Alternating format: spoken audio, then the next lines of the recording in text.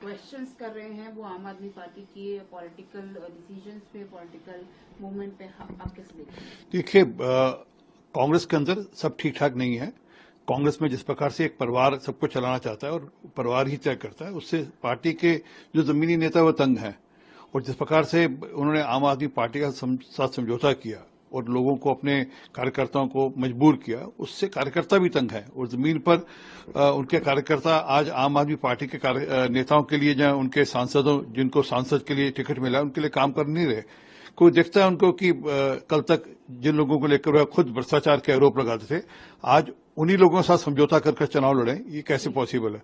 तो दिखता है कि वहां पर लोगों का सांस घुट रहा है, लोगों को घुटन हो रही है, इसलिए वह इस्तीफा दे रहे हैं। जानना चाहा कि क्यों रिजाइन किया, तो उन्होंने कहा कि मैंने कांग्रेस प्रेसिडेंट को सारा रीजन भेज दिए हैं, तो आवर इंटरनल पार्टी मैटर है, हम लोग आपस में डिस्कस करके इसके बारे में बात करें। और ये सबको लेकर कोई नाराजगी थी आपको लगता है? मेरे उस बारे में कोई बात नहीं। मेरे को ये कहा कि मैंने जो भी लिखना था मैंने कांग्रेस प्रेसिडेंट को लिख दिया है। It was so shocking for all of us कि भाई हैज ही रिजाइन, लेकिन उन्होंने कहा मैं पार्टी से रिजाइन नहीं किया, मैं सिर्फ अपने पद से इस्तीफा दिया, क्योंकि कोई प्रॉब्लम थी जिसकी वजह से उन्होंने। जिस तरह से टिकट बंटवारा हुआ, उदित राजी और कन्हैया कुमार को टिकट मिला, इससे भी नाराजगी नहीं कोई ऐसी, देखिए it is the prerogative of the party high command to give ticket, whom not to give ticket.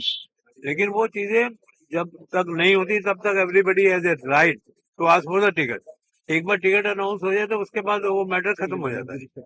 तो मैं तो ये कहूंगा कि जो भी है इंटरनल पार्टी मैटर है, हम लोग डिस्कस करेंगे। तो हाईकमान से मिलने जा रहे हैं क्या? कौन? दलित हम मिलने जाएंगे? क्या बुलाएंगे तो जरूर जाएंगे, क्यों नहीं जाएंगे? पार्टी में है, पार्टी के साथ है पार्टी में। अच्छा, पवारिया साहब को लेकर ये जो पूरा कुछ हुआ, क्या उनका कॉल वगैरह कुछ आया, आपने कुछ बताया उन्होंने?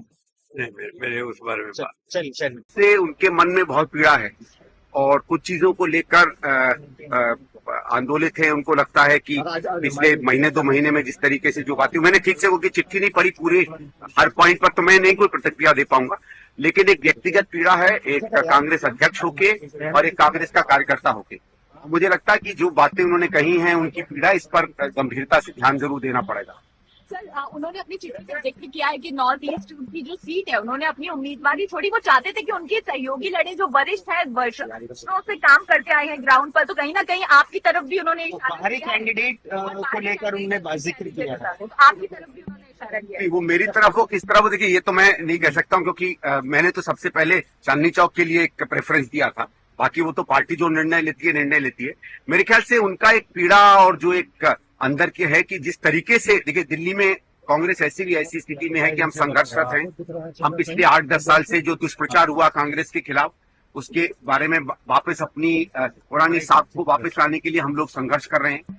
कांग्रेस का जो भी अध्यक्ष बना है, ये कोई ताज तो है नहीं, एक तरीके से कांटों का ताज है। उसके बावजूद पिछले 6-8 महीने में इन्होंने मेहनत करके खड़ी की। हमारे 2 बड़े कार्यक्रम हुए, आपने देखा होगा, ईस्ट दिल्ली में, उसके बाद इंडिया अलायंस का, उसमें अच्छी खासी भीड़ कांग्रेसियों की आई। तो एक सबको ये लगा था कि धीरे धीरे कांग्रेस जो है जागृत हो रही है।